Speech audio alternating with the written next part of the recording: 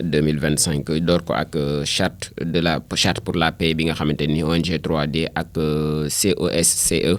ñoom ñu ngi prôné une gouvernance démocratique boo xam bu inclusive maanaam ñëpp ci bokk mais bu pacifique boo xamante ni kiiroo geeg ŋaayoo gi dañ koy daal di jël teg ci suuf des organisations donc de la société civile notamment muy collectif des organisations de la société civile pour les élections moom la ñu daal di sancoon avant les élections ak ONG 3D bi nga xam mu ngi ci biir ak la direction générale des élections du DGE ñoom dañoo daal di dajaloo ni ki démb ci alxamis ji ci Dakar benn atelier nag au cours duquel ci lañ doon waxtaan ne donc di ab lël boo xamante ni moom moo leen boole woon ñu doon élaborer ab charte maanaam ñu doon tëgg ab charte boo xamante ni ngir jàmm la charte pour la paix lañ ko daal di duppee en promouvant aussi l'engagement collectif pour benn gouvernance boo xam bu démocratique lay doon mais bu inclusive ñëpp mën cee daal di bokk et pacifique. Donc prenant la parole mon professeur Babacar Gueye président bu collectif des organisations de la société civile pour les élections daal dinay plaider pour ñu daal di éradiquer maanaam génne fexe nag ba lépp lu jëm ci wàllum violence daal di deñ pour que nag la paix soit irréversible maanaam jàmm daal di sax dakk ci biir Sénégal ci ay kàddu muy nag ñu ngi génn ci benn cycle électoral boo xamante ni daanaka li ko gënoon marqué moom mooy ay violence on a parlé d'hier de 65 morts par une tension aussi bi nga xamante ni moom moo marqué woon étape bi nga xamante ni moom la ñu génn moom Babacar Gueye di fàttali lu ni mel ne nag comme surmonté nañ violence yooyu la waaye nag loolu taxul benn yoon ni du ñu tàbbi waat ci violence yooyu moo tax jàmm dañ ko war a saxal dakk ci suñu ay diggante muy suñu ay relations ce que nous voulons di ay kàddoom ba léegi mu ni c'est de faire en sorte que la paix soit irréversible di kàddu yi kii di Babacar Gueye di président bu collectif boobu lay pour se faire donc li ñu war a def moom mooy passer nécessairement par un renforcement de notre démocratie maanaam gën a dooleel suuxataat démocratie bu Sénégal moom mooy tax jàmm ak dal gën a am ci biir réew mi pour arriver progressivement donc à une véritable culture de la paix. Alors, ce moment-là, on pourra dire que donc que cette paix-là est irréversible maanaam dellu ci jàmm joo xamante ni daal dañ cee sax dakk duñ ca jóge wala sax du am lamiso donc moom di ay kàddu yi kii di Babacar Gueye ne nag lépp ñu ngi ko mën a jaaree ci ab démocratie bu dëgër fii ci biir réewum Sénégal dooleel ko ba daanaka yenn ci xiiroo geeg ngaayoo gi ci langue politique gi dafay daal di dañ ba faw donc mu nekkoon ab lël boo xamante ni dajale woon nañ leen ñoom ni ki démb fële ca Ndakaaru Mabouba Diagne moom dañu dénk wàllum agriculture donc moom mu ni nag bi mu yegg ci ministère bi 100 milliards de francs CFA la ñu consacré woon au financement des engrais ak semences maanaam bi muy yegg si ci ministère bu agriculture boobee maanaam lu tolloog téeméeri milliards daal la ñu daal di jagleeloon li jëm ci wàllum financement engrais yi ak semences yi. ci lancement ni ki démb ci alxamis ji benn atelier boo xamante ni ñaari fan lay daal di doon di ab lël ñu daal di koy jagleel financement de la loi agro-sylvo-pastorale bi moom Mabouba Diagne daal dinay évoquer aussi atteinte bi nga xamante ni am nañ ko ci la sécurité ak l'autosuffisance alimentaire selon le ministre de l'agriculture moom mi ngi wax ni souveraineté alimentaire ak élevage li fi mu mën a jaaree moom mooy am benn ciblage boo xamante ni bu rationnel lay doon waaye tam am ay financement yoo xam dañ koy destiné secteur yooyu la di élevage ak agriculture mu ngi estimer encore une fois que privé bi dañoo war a daal di indi seen contribution ci donc li nga xamante ni moom la Sénégal bëgg a jëm muy la souveraineté alimentaire ci ay kàddoom moom Mabouba Diagne mu ni nag dafay lancer un appel au secteur privé national ñi nga xamante ni daal moomal nañ seen bopp seen ay l'entreprise nous ne pouvons pas atteindre l'autosuffisance ne daal mënuñoo am autosuffisance ak sécurité alimentaire bu fekkee secteur privé national boobee dugalu ci ay loxoom moom muy lancé waat appel boobee donc moom mi di Mabouba Diagne mi ngi ci yokk sax ne dafay trouver maanaam fekk na 100 milliards de francs CFA ci bi muy ñëw ci ministère bi yoo xam dañ ko daal di jagleel financement engrais ak semence waaye nag on n'a pas de on n'a même pas donc des semences certifiées maanaam Sénégal amul sax ay semences yoo xam dañ koo daal di certifié toujours te loolu yaakaar naa béykat yi tout le temps ñu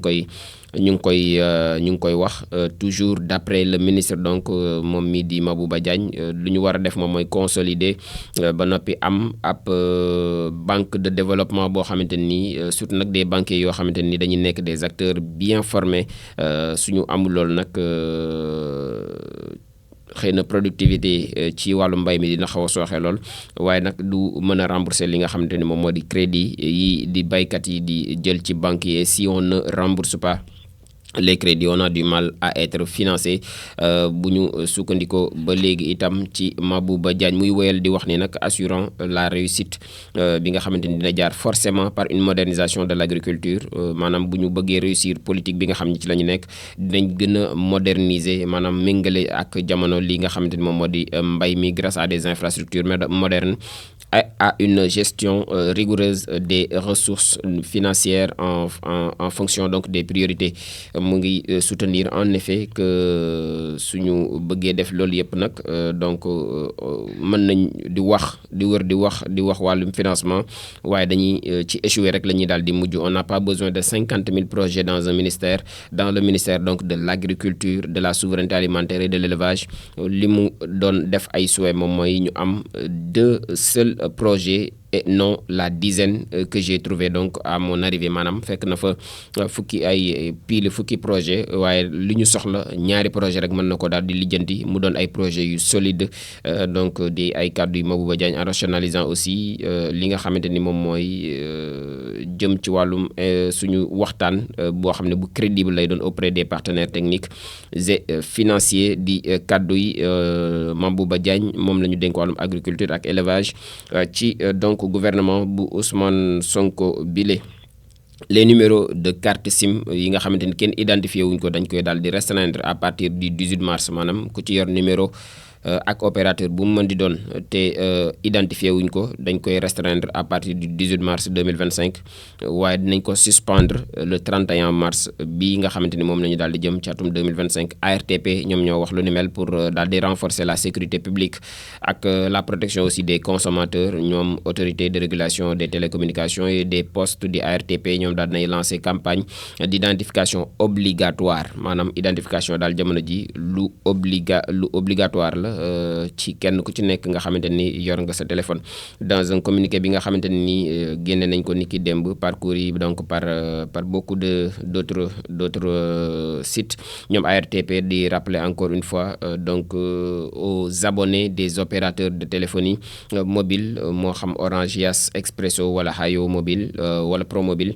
donc ñu daal di def seen identification numéro bi nga xamante ni obligation bu légal la balaa ñuy commencer di ko jëfandikoo. En conséquence ñoom autorités yi ñu ngi informer aux clients que conformément à un plan donc d'action arrêté de concert avec toutes les parties prenantes numéro yi nga xamante ni kenn identifié wu ko correctement dañ koy restreindre à partir du 18 maanaam fii ak ñeenti fan ba noppi suspendre ko ci njeexitalu weer bi di le 31 mars 2025. Ainsi tous les clients yi nga xam ne ñu ngi disposer donc d'une carte SIM non correctement identifiée sont invités à régulariser leur situation en présentant une pièce d'identité valide, carte nationale d'identité wala passeport auprès de leurs opérateurs ou au niveau donc des points de vente dédiés.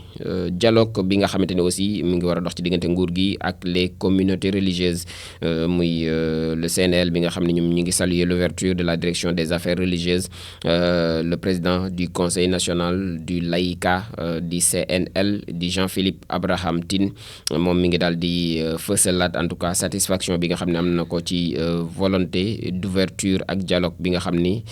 donc kii di directeur des affaires religieuses daal na koy wane fësal na ko bu baax a baax di Jim Dramé ci wàllum la gestion des relations entre nguur gi ak këru diine yi. wala communauté religieuse yi selon la RTS bi nga xam ne ñoom ñoo daal di génne information monsieur Tine moom doon na addu ci donc benn visite boo xam ne visite de courtoisie la ca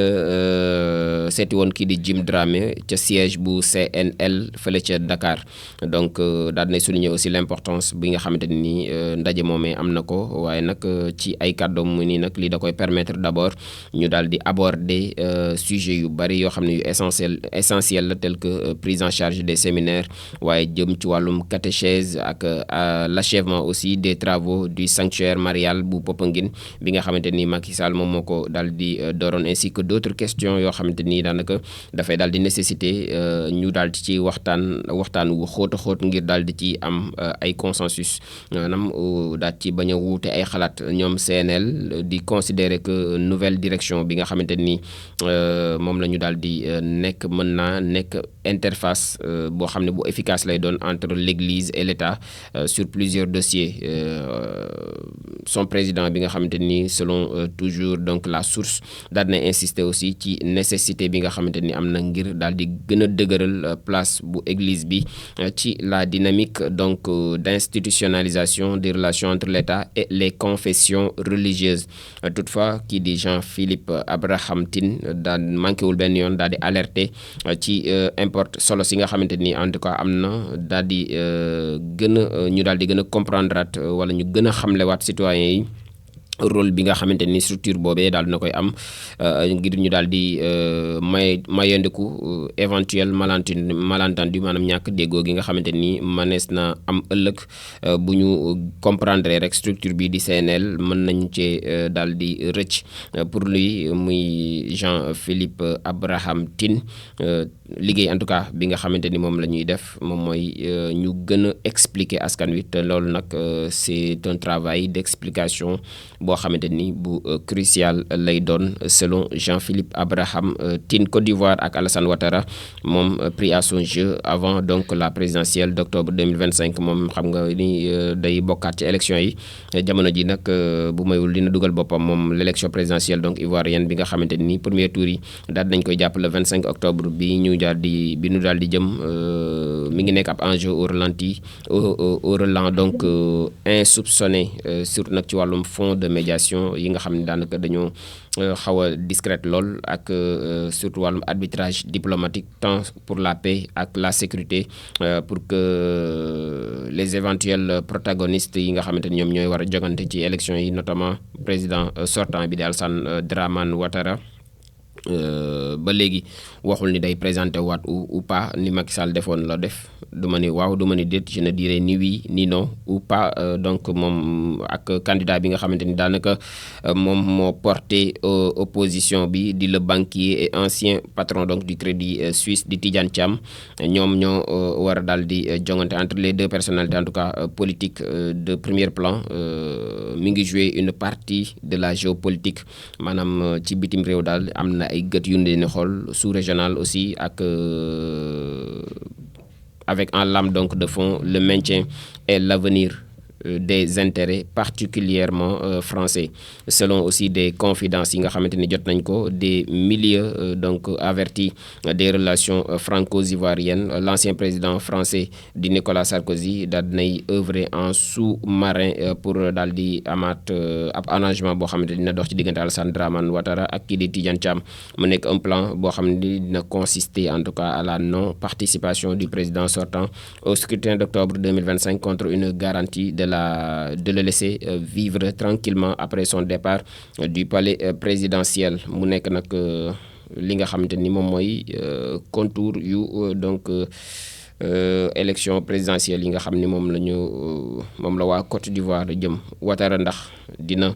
permettre de se tailler dans de nouveaux habits présidentiels ndax dina bokkaatam déet ci en direction donc d'octobre 2025 loolu ba léegi ab laaj la def ci gëti ivoiriens yi ak sax ci yenn observateurs yi peu de en tout cas thuriféraires yi nga xamante ni ñoom ñoo am nopp ci chef bi di Ouattara ñoom en tout cas kenn sañagul yëy yàbbi ci question boobule nga xam ne ay jege ñoom lañ bokk en tout cas d'arbitrage politique ak diplomatique yi nga xamante ni ñoom ñoo nekk à l'épreuve pour daal di sauver les derniers meubles donc du temple d'Alassane Ouattara avant de migrer aussi à sa résidence fële ca Mouguin au sud de la France am na fa kër ñoom président yi ñëpp am kër France daanaka ñu ci bari pour ne pas dire ñëpp en gros loolu moom moo tënk actualité donc tey jii xëy na tuuti rek en commentaire moom mooy li nga xamante ni moo jëm ci wàllum charte de la paix bi nga xamante ni ONG 3D ak